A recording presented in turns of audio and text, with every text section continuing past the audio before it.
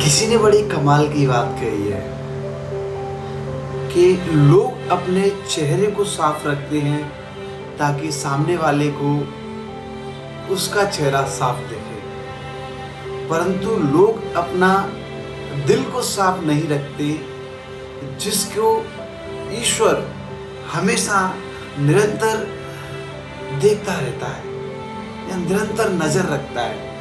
तो दोस्तों, मैं हूं आपका अपना बादल प्रताप और आ गया हूं एक नई कहानी के साथ। आपको बहुत ज़्यादा पसंद आएगी। तो शुरू करता हूं मैं अपनी एक कहानी कि एक बार एक आदमी होता है और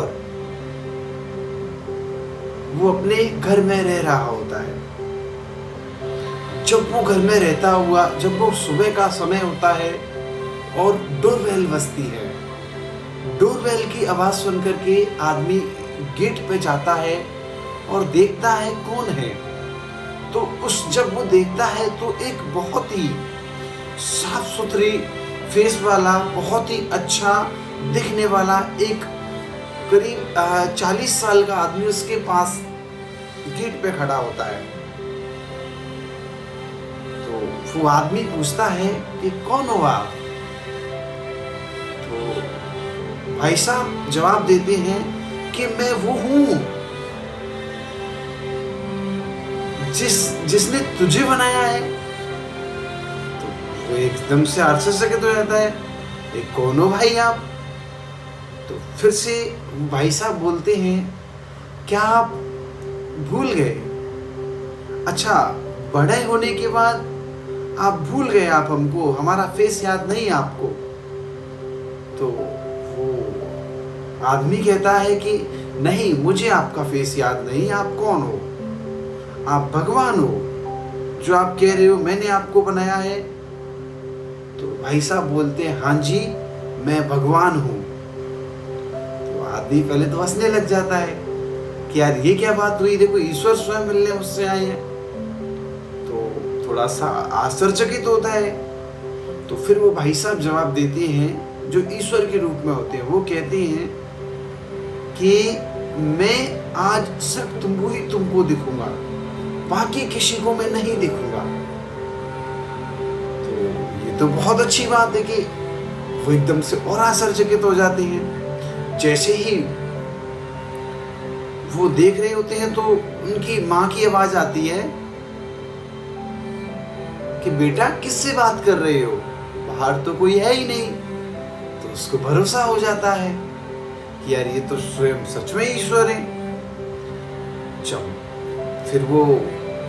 जब माँ की आवाज आती है तो वो अंदर की तरफ आता है। तो माँ चाय लाई होती है, चाय वो पी रहा होता है, तो माँ पे चिल्ला जाता है। जब वो चिल्ला जाता है कि चाय कैसी बनाई है, बहुत मीठा है इसके अंदर, इस बात से जब वो देखता है पास में भगवान जी बैठे हैं सोफे पे, पास में तो ईश्वर बैठे हैं, तो उसको थोड़ी शर्म महसूस होती है। फिर वो सेम चीज माँ को प्यार से बोलता है कि माँ, इसमें चीनी थोड़ी सी ज्यादा है।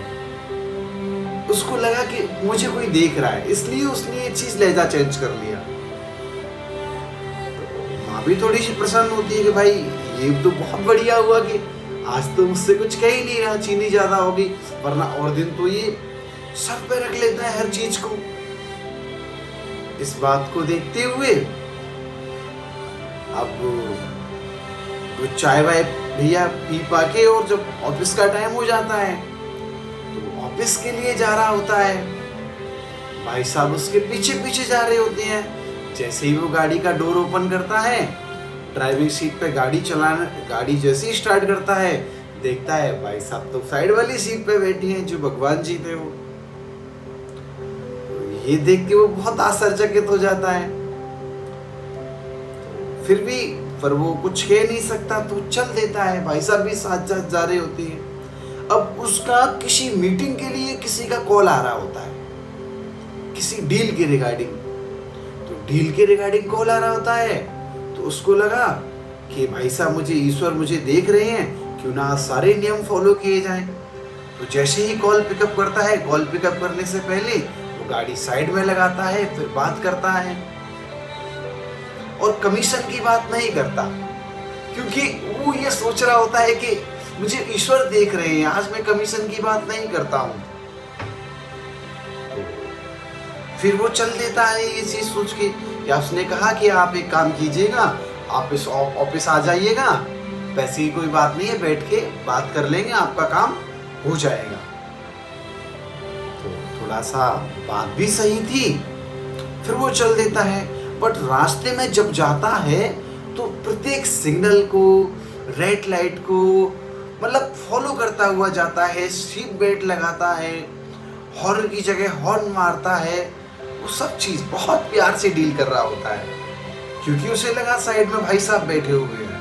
इसलिए वैसे जनरली जब वो आदमी ऑफिस जाता था तो सारे रूल ब्रेक करते हुए जाता था,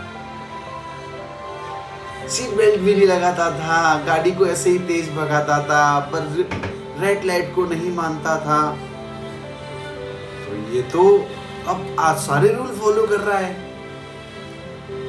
फिर वो ऑफिस पहुंचता है। जनरली वो ऑफिस में जाता था तो अपने कर्मचारियों से किसी से गाली दे दी, किसी से बहुत तेज आवाज में बोल लिया, परंतु आज वो ऐसा नहीं करता है, क्योंकि उसको लगा कि मेरे साथ ईश्वर साथ आए हैं। आज वो सबसे बहुत प्यार से बात कर रहा होता है, सबको हाय हेलो बोल रहा होता है।